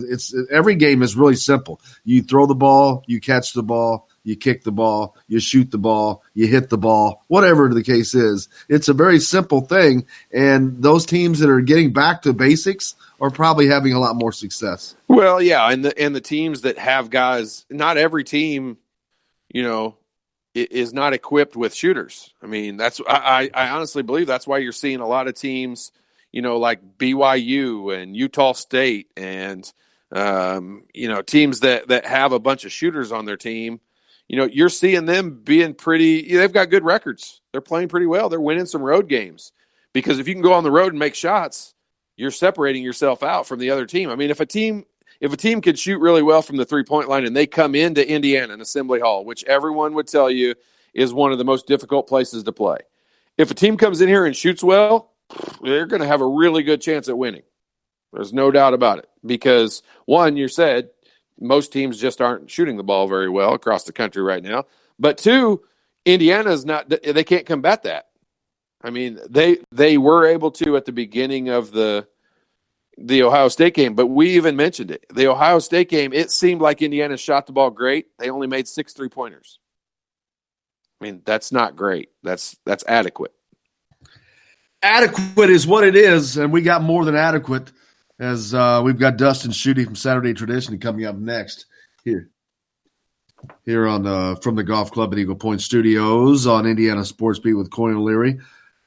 Football's about to wind out, but then we've got, Todd, the February signing period, which will be here quicker than you know it, and really see if teams, how they benefited from their seasons, like Indiana, how well they benefited from their bowl run, playing in Florida. Did that help?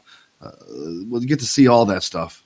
Is that what, like in that second signing period, is that when, like, why would guys not have signed in the first period? Because they weren't recruited? Like, are we recruiting different players? Yeah, it's just early on. Maybe they weren't ready to sign yet. But, yeah, it's just an opportunity for guys that want to sign can, and that helps a lot of coaches because you see a lot of guys get poached after they would commit but not sign because until they sign, they're still a free agent, basically. Right. Do they get more? I'll be interested to ask Dustin. Do they get more grad transfer signees at this point? Can you do that at this point yet, or is that? Well, it would probably the answer to that question is probably yes, just because of the timing. Right. Because are over. Prior to that, yeah, you didn't know. Maybe you didn't know you wanted to transfer yet, A or B. The semester wasn't over, so that answer is probably yes. But of course, I'll let Dustin answer that. But we got plenty more coming up here from the Golf Club at Eagle Point Studios, Indiana Sports Beat, with Coy O'Leary coming back with Dustin Schutte right after this.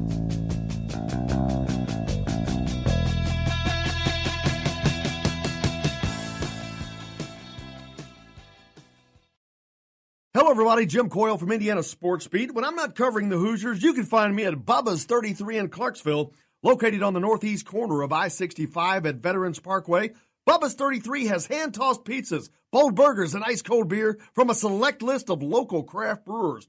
An incredible food selection, all made fresh daily. Whether you're meeting the team for that post-win meal in the family dining area or meeting friends for happy hour to watch the game on one of Bubba's 50 TVs. Bubba's 33 in Clarksville. Pizza, burgers, beer. We all want a winning smile for those championship photos, and that's exactly what you will get at Reynolds Family Dentistry in Sellersburg. Reynolds Family Dentistry has been serving the dental needs of Hoosier families for over 30 years. Let Doctors Roger and Jay Reynolds take care of your family. Just off of I-65 at 809 South Indiana Avenue in Sellersburg. Call 812-246-3368. That's Reynolds Family Dentistry, 812-246-3368.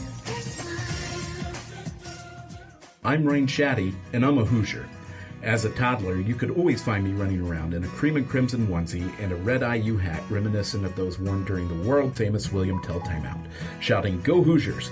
Like many other alum, I chose to make Bloomington my home. As a civic and alumni leader, I have become very knowledgeable about our community and would love to share my insights with you as your realtor. Find me on Facebook or call or text me, Ryan Shaddy, with FC Tucker Bloomington Realtors at 765-623-9093.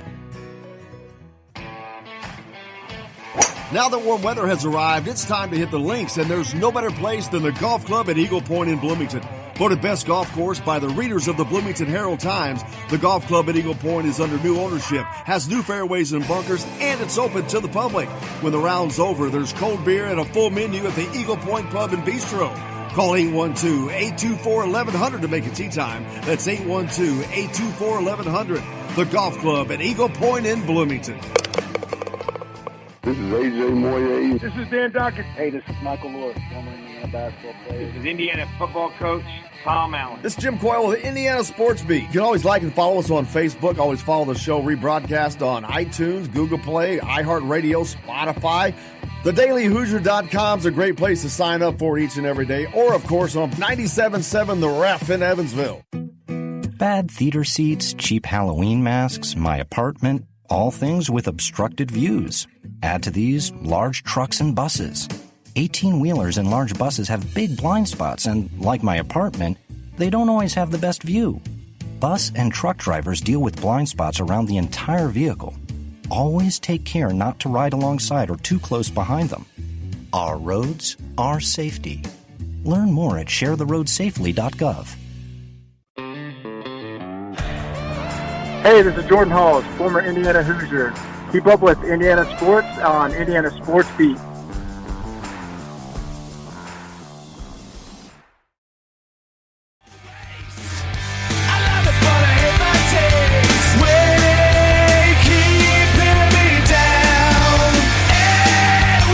Welcome back, Indiana Sports Beat with Coyle Leary coming to you from the Golf Club at Eagle Point Studios here.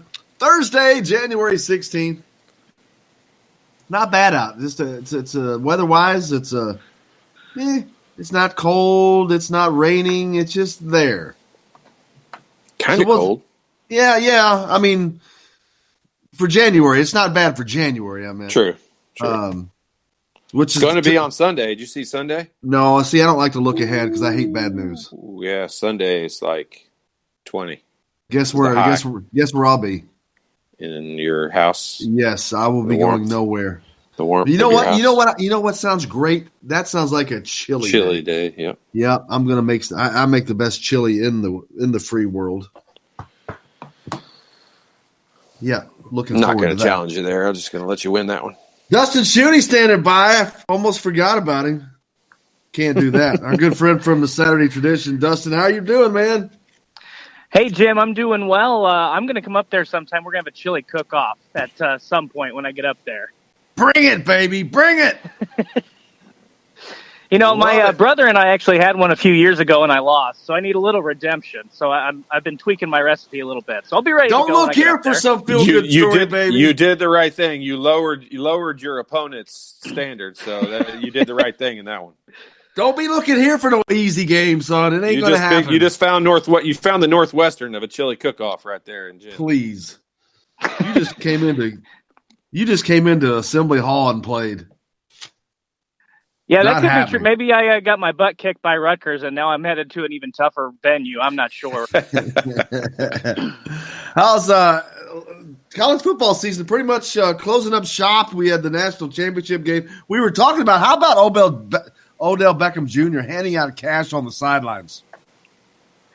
Yeah, that had to be one of the most bizarre things I can remember seeing, and it's unfortunate too because it really, for at least a little bit, it kind of took away from what LSU did on the field and everything Joe Burrow did in that game. You know, playing with torn cartilage in his rib and accounting for 6 more touchdowns and a big win over Clemson. It was a bizarre moment. And then you saw the I don't know if this is common either, but the police officer in the LSU locker room was kind of monitoring the cigar smoke and everything. It's just really weird stuff from New Orleans. I guess you can't really expect much different in New Orleans, but just kind of some weird stuff that kind of overshadowed LSU's championship for at least a little bit. Obviously, everybody's still talking about that being potentially the best team in college football history, the most productive offense in college football history. So, but it was interesting, and it was even more interesting to see that LSU came out and tell everybody that it was basically monopoly money, and nobody bought that. So, just a weird, bizarre thing in the hours after the championship game.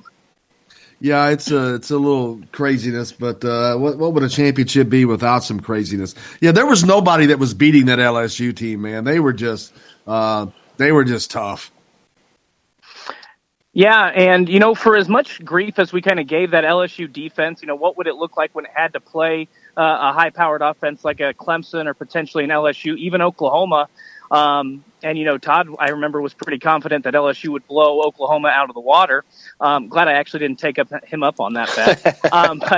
But they stepped up. They got healthy when they needed to. Their offense was incredibly productive. There was just no slowing that down. I think a lot of people wanted to see the matchup too between LSU's offense and what Clemson's defense might have been able to do, considering they were able to hold Ohio State to 23 points. I know the Buckeyes missed some big opportunities there, couldn't score in the red zone and shot themselves in the foot a little bit. But, yeah, you're right. When that offense is clicking, their receivers were too good. Clyde Edwards-Helaire was just too good out of the backfield, and Joe Burrow did his thing. It's one of the most dominant performances I think we've seen from a team from start of the season to the end of the season when you consider all the opponents they had to go through and to get to 15-0 and win a SEC championship and a national championship. Yeah, and Todd, this season kind of, I'm not going to say put it to bed, but it certainly dumped a big old bucket of water on the argument for 8 teams getting to the college football playoffs. Yeah, it did. I mean, I talked about I wished it had gone to 8 just because it would kind of eliminate a lot of the conversation about who that – this is one of those weird years when I don't think there was a 4th team that you could fit in there. But I am glad that they had it the way it is. That way, if Ohio State wasn't a part of the conversation and it was just a one championship game with Clemson and LSU, you'd still have Ohio State fans sitting out there saying, we could have won that or we would have won the national championship and – declaring themselves a national champion in some way. But I'm glad it worked out the way that it did. But it was a weird year. There was no 4th team that really fit into that, that tournament layout the way it was. But, my only argument, what are your thoughts on this, Dustin? I mean, my only issue with the way everything played out was how long they waited. I mean, they tried to make it like the Super Bowl where it was 2 full weeks until they played that championship game. Like that was overkill to me. Yeah, and especially when you consider that from the end of the season to that, even the first semifinal game, you have to wait 3 weeks, and then it's an additional 2. I think It was a total of 15, maybe 17 days. I'm not sure what the actual count was. I'm not that great at math, but yeah, you're right. That was a little too much. I thought they could have played that. I thought the following week, and just the desire to play that game on a Monday night to get as many eyeballs as possible. The calendar, it was just kind of a weird year. I don't know that you'll see that again. So I hope not. I didn't care for that either. I was critical of that, but I don't know that we'll see kind of that gap between the semifinal games and the championship game again. But I do want to weigh in here if you don't mind. I think that the college football playoff should still expand to 8 teams. I'm with you. The reason being is I think it would create much more parity. Right now, you see LSU, Alabama, Clemson, Ohio State, Oklahoma. There's 5 to 8 teams that maybe are in that conversation. I think if you expand it to 8 teams, you're going to expand the pool, and you're never going to get to the point where college basketball, just the parity you have across major conferences, mid-major conferences, you're never going to have that. But I think that if you start allowing a group of 5 schools to get in, if you allow a potential, the number 2 team in the Big Ten to get in, or the number 2 or 3 team in the SEC to get in, I think it's going to really create even more entertaining football, as opposed to seeing a team like Clemson last year, LSU this year, who just dominates everybody from start to finish. So that would be my argument for the 8-team playoff, not necessarily the fact that there were 7 other teams that deserve to be in this year. Yeah, and I'm with you with that. There's probably not 7 other teams that deserve it, but I love bowl season, and I love watching all those good games. And quite frankly, other than the semifinal games and the championship, the rest of them, there's so many guys that sit out. If you're not playing for a national championship, my household we root for Georgia, and we didn't even care about the Georgia game because 5 guys are sitting out, 2 guys got suspended. I mean, nobody really cares if you don't have that opportunity to win a national championship. And I think expanding that to have more bowls involved in that will keep those other 5, 6, 7, and 8 teams with everybody playing at full strength, because quite frankly, nobody cares about a lot of those bowls anymore. Right, I completely agree. And it's interesting, too, because I think that to an extent, the further we go into the college football playoff, and people are arguing that the 4-team format is here to stay. People can argue that the 8-team playoff is going to eventually come into play. I think what we saw, I noticed it a little bit more, at least with the Big Ten this year, that I saw that fewer guys were sitting out of bowl games. And you're right, there are people who have high draft stocks who are going to sit out, who aren't going to care if they're playing in the Citrus Bowl or the Outback Bowl or whatever. But at the same time, I think people are also starting to understand, players are starting to also understand that there's only 4 teams that get in. Like, these games do matter, especially when you see what Minnesota, how it was able to complete its season by beating Auburn, getting to 11-2. The type of year Michigan could have had, a little bit of a redemption if they could have beaten Alabama in the Citrus Bowl. So you're right to an extent, but I think that the more that this has gone on, like the first 2 or 3 years of the college football playoff, guys were sitting out left and right. But at least in the Big Ten this year, I didn't feel like we had as many key guys and important players sitting out. Maybe it's just a year-to-year thing. I don't know. But maybe the further that this goes along, the less we see guys sitting out and protecting themselves for the NFL draft. Yeah, I hope you're right. Yeah, it was a lot less. I thought it was less this year, or at least it seemed less, but maybe it was just depending on what team you were following. Yeah, I mean, you're not going to get a kid from Minnesota. He's probably not going to sit out. I mean, that's probably their only bowl game of his career, or it's by far the biggest bowl game of his career. So it's still a big deal to a kid from Minnesota, where a guy from Penn State. Dustin, SEC fans think that they don't even play football in the Big Ten. Yeah, we got plenty of that with the Tennessee and Indiana Twitter before the Gator Bowl, didn't we? Oh, isn't that? Oh, you all got to go to a bowl game? Isn't that nice? Good for you. Can you blame them, though? I mean, it's partially true. Oh, man, I disagree. It's partially true. I mean, look, there wasn't a guy in Indiana. Indiana could have had the number 1 overall pick in the draft, and he would have still played in that game. I don't know. Yeah, but I mean, it's not. I don't think it has anything to do with where you are. I mean, but yeah, that's funny. Funny stuff, man. What else is going on, Dustin? Your end starts to wind down, but it never stops. I was talking with Todd about this earlier. We're only a month away from the signing period for college football.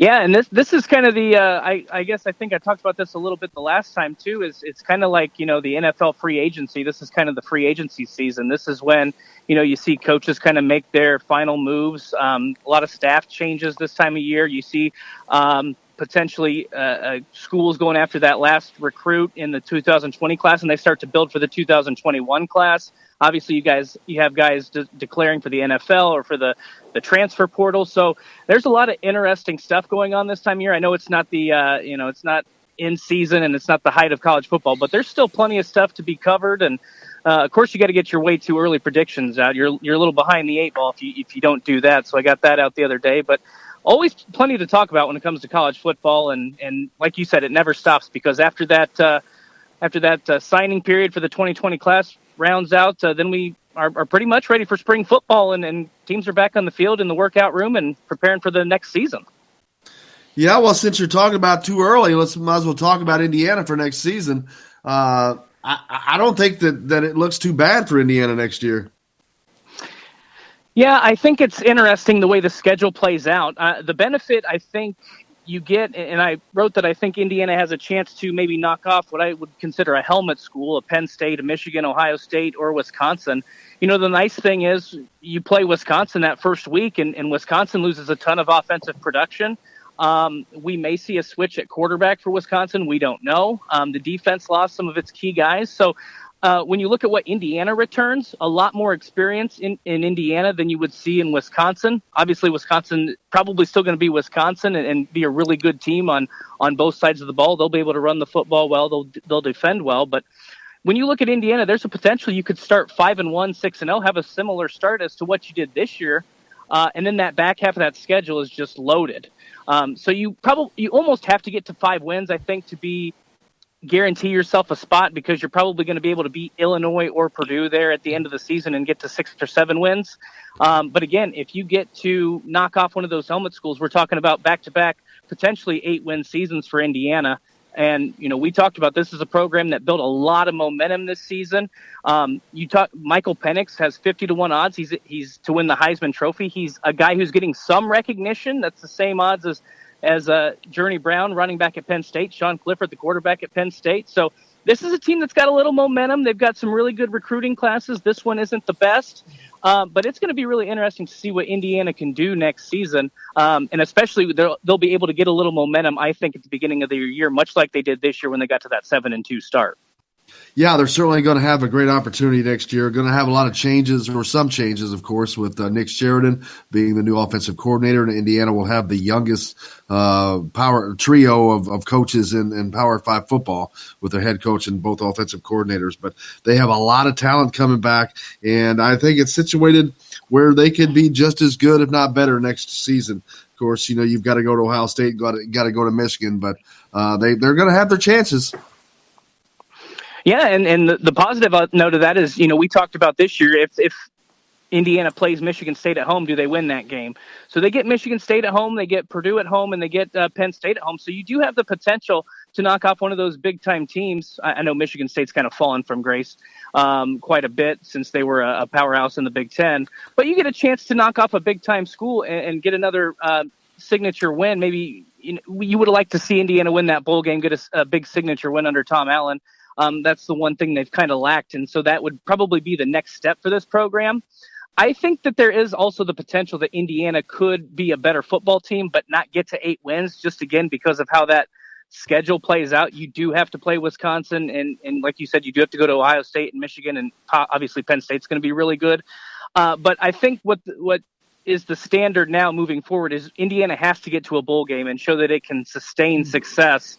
Even if you don't get to 8 wins, if you get to 6 or 7 wins, maybe get a marquee win, and then finally get a bowl victory, that's still a sign that this program's headed in the right direction, that you can get back-to-back postseason appearances. And that's still, even if they don't get to 8 wins, that's still a really big deal there in Bloomington.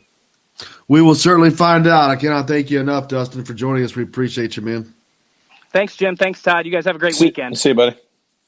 Dustin Schutte from the Saturday Tradition joining us, talking a little college football as kind of about to put that to bed for a while, but we got the signing period coming up next month, like we talked about. Be interesting to see what Indiana can get done, especially now.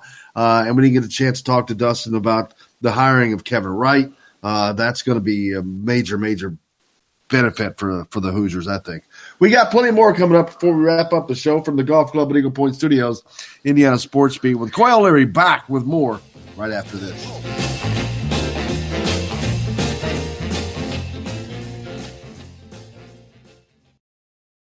Hello, everybody. Jim Coyle from Indiana Sports Beat. When I'm not covering the Hoosiers, you can find me at Bubba's 33 in Clarksville, located on the northeast corner of I-65 at Veterans Parkway.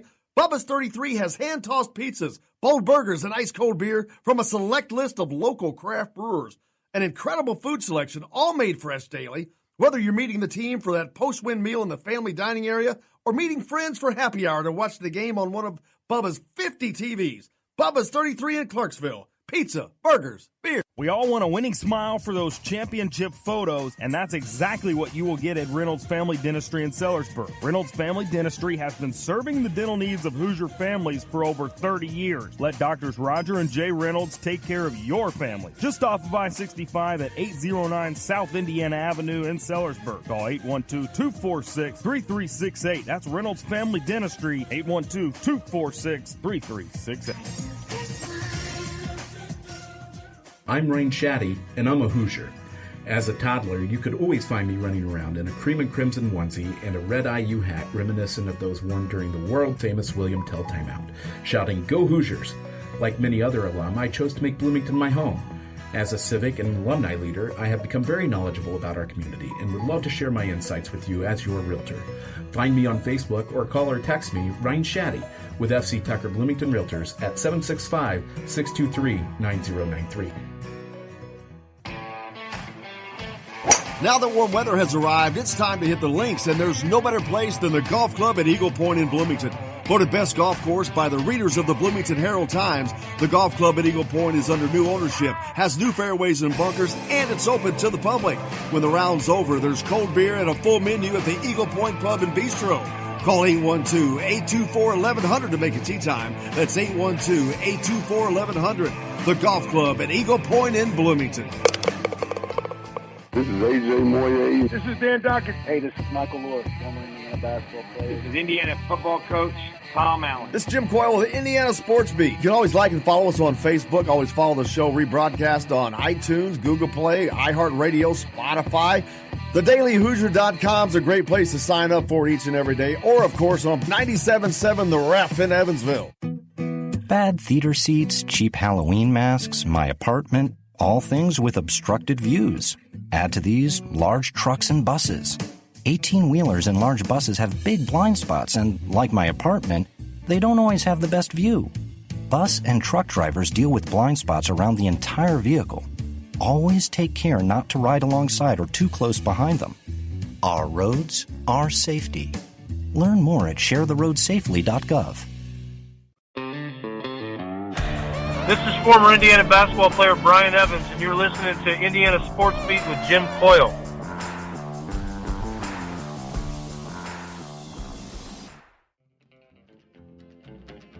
Hey porter, it's getting light outside. This old train is puffing smoke. Welcome back to Indiana Sports Beat. Coyle and Leary coming to you from the Golf Club at Eagle Point Studios here on this 16th day of January. It's a Thursday. Week's about over, man. There's generally a theme to the music when it's coming back. Did I miss the theme of what that one was? What was that one? No. He just threw that one in there on us. I like it. I like a little Johnny Cash. You can't ever go wrong with a little Man in Black. Cannot. Saturday, of course, after the game with Todd Leary takes place. After the game, Indiana takes on the Nebraska Cornhuskers from Lincoln, Nebraska. That game tips at 7 o'clock. As soon as that game is over, we'll be on Facebook Live around 9-ish. Of course, coming to you live from Yogi's. 9 Eastern. 9 Eastern. Central. 8 Central for those of you. Central time zone. And I cannot thank our viewers enough for after the game. The numbers have just continued to climb and climb and climb. Some really good comments last night. Some really good. We had some funny ones. People trying to be funny, which they were pretty funny. But good comments. People are really. That's what's fun about Indiana fans with basketball is, I mean, they know what's good basketball and they definitely know what's not. You remember Jamel Hill? She's the chick that used to be on ESPN. She kind of got into some. Anyways, she's not on there anymore. She's very politically active. But she said, if you're more irritated, upset, perturbed by OBJ handing out money to LSU players than the fact that Dabo Sweeney and Ed Orgeron will together clear $1 million in bonuses for a national title game while their players get nothing, you're the feds. Now, see, why is this an issue? I don't understand. But okay, but so that is a lady or an individual that has figured out that if she says something super controversial, she's going to get her name talked about on Indiana Sports Beat. She's going to get 66,000 likes. Yeah, that's exactly right. I mean, she's going to get people that go on there and here's the thing. So when you make that statement, okay, there is a group of people. This is what you've got to understand with that. There's a group of people that think, oh my gosh, that's outrageous. There's no way those guys should be making that kind of money. And then there's people who say those other kids are in college. They shouldn't be getting paid. They're getting paid with their education. People who have student loans that are still 40 years old are sitting there going, hey, those guys are getting paid. They're getting paid with an education. All of those are factual. Agree with every statement that I just said with all those.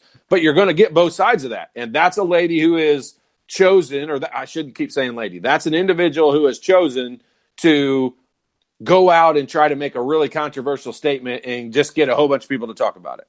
You got that right. Dr. J, speaking of Dr. J, you know what that means. Dr. J from Reynolds Family Dentistry in Southern Indiana. If you're needing dental work, there's no place else to go besides Reynolds Family Dentistry in Sellersburg. He's got the smoothest finger roll as he cleans your teeth. Boy, you can't get a better endorsement than that. That may be that could be on a poster in the office tomorrow. He is smooth. Can you see the picture of him doing that thing where he's doing the finger roll with the Dr. J we know?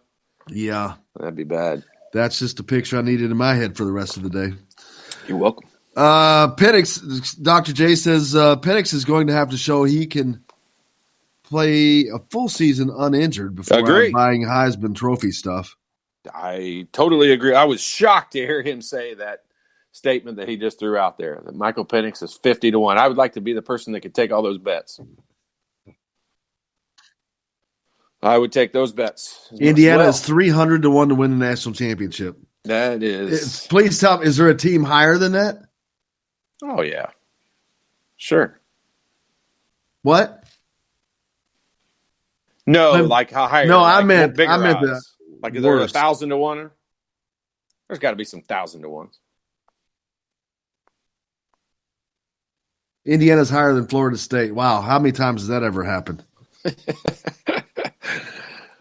Tim texted in and said, Indiana basketball needs a new assistant coach to come in with some new ideas and fix things, like maybe Todd Leary. Who said that? That was Tim. Is that Tebow trying to get on my good side? He is. Yeah, I mean they could use some technical direction. Let's put it that way. That's my opinion. Do they have anyone on staff that is technically oriented, I guess? I don't. Nicest way I could say it. Here's what I don't know offensively. This was a question I was wondering about. And you and I have kind of talked about it off the air, and I don't think we ever really got a great answer for it. Was, football, you're allowed to have so many different coaches. Like you can have coordinators and assistant coordinators and a quarterback's coach, and but you also have 113 players. Yeah, but you've got positions like that. Like why can't you have in basketball? Why can't you have a head coach and an offensive coordinator and a defensive coordinator, and then a point guards coach and because a center's it comes coach? Down to numbers. You have positions that have more players in that position than you do an entire basketball team. Okay, but they put 11 players on the field, and you put 5 players on the field. So 2.5 times what you have in basketball. And they've got way more than 2 times the amount of coaches. It's actually more than that because you've got punt team, punt return team, kickoff team, not on the field. There's 11 of them on the field. At one time. There's 11 people on the field. There's 5 guys on the field. 5 guys on the court. But see, you don't put the same 5 guys. Like on basketball, you put the same 5 guys. For football, it's these 11, then this 11, then the replacements for that 11, then the kickoff team, then the kickoff return team. Okay, so here's a question that I have. Why would anyone care if Indiana had 75 coaches? Why would you care? In basketball, why would you care how many coaches the team has? Because Podunk, you can't afford to have 75 coaches. And it has to be the same for all. That's why they don't allow certain teams that could. Indiana could afford to have it. It's not like it's a financial thing, but they're not allowed to because there are teams that can afford to have it. I mean, Very few teams are paying their head coach $3.5 million a year. So, obviously Indiana could afford that. But there are teams that obviously do not and can't. I get it. That's a good answer. I get it.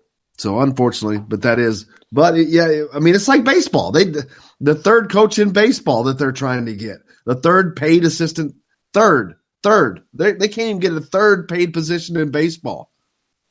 It's ridiculous. But yeah, it would be nice. But see, to me, I would think that you could roll that into your director of player operations or whatever. There's got to be a position you could roll that into, I would think. But maybe they're not allowed to work with the players. I don't know. Yeah, the rules are so strict now about who can. I mean, their rules are strict about who can even come in and talk to a player nowadays. It's just it's gotten.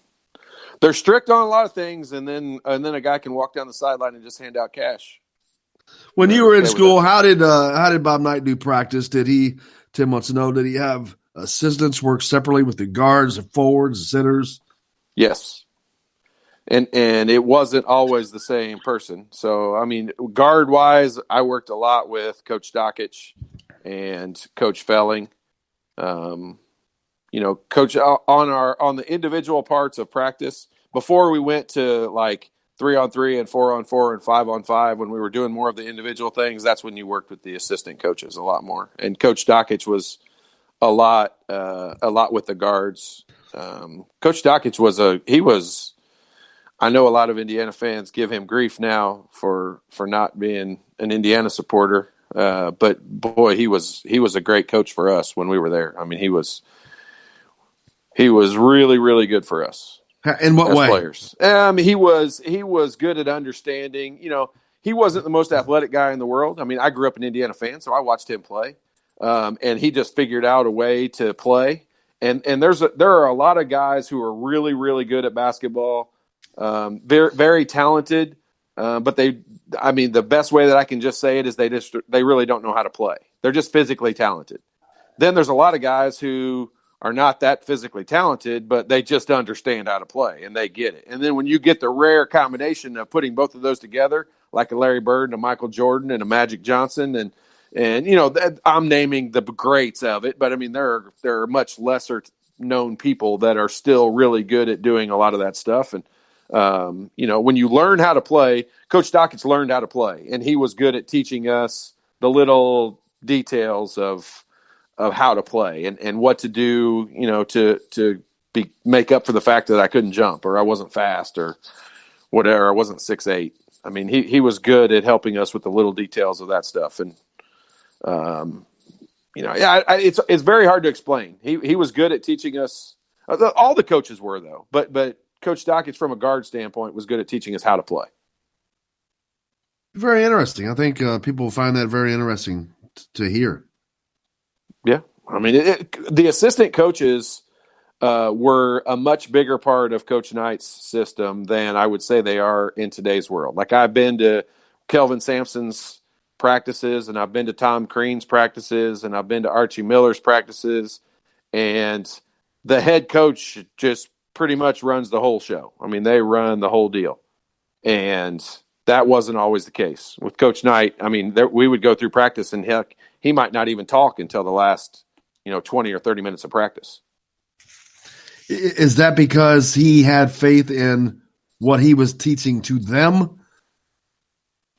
Yeah, I don't know. I mean, I think it was just I think it was more just of the times of the way things were back then. I mean, I think coaches are much more hands-on nowadays. I mean, it would be like, I don't know this. I've never been to a football practice, but does Tom Allen go work with the defensive guys, or does the defensive coordinator do all of that?